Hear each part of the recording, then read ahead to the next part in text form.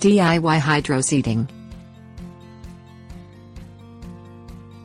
Hydroseeding developed from a need to plant large areas of grass on sloped-lands. Today, hydroseeding has become a popular method for planting ground covers of all kinds, including turf grass, lawn grass, pasture grass and wildflowers. In hydroseeding, seeds are combined with water, mulch and fertilizer before sowing. The water stimulates germination, the mulch protects plants during root establishment, and the fertilizer promotes healthy growth. Commercial hydroseeding is often done from a tanker truck, however, for individual property owners planting on a smaller scale, 50-gallon hydroseeders with tanks mounted to hand carts are available. Things you'll need: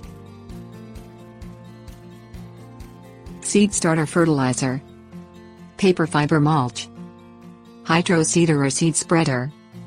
Measure the amount of seed you need based on what you are planting and the dimensions of the space you are covering. Sowing all the same type of seeds or sowing a special blend of seeds are both possible with hydroseeding. Prepare the area by removing weeds, clods and rocks. Till and amend the soil, as needed. Combine seeds with seed starter fertilizer.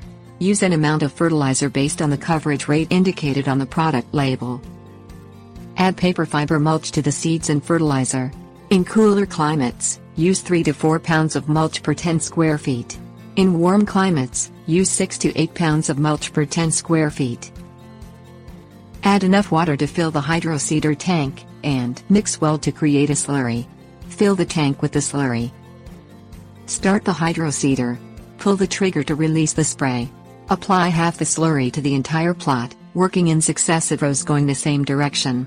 Apply the other half of the slurry, working in successive rows going the opposite direction. Keep the ground consistently moist for the first week of growing. Gradually decrease watering as the ground cover becomes established.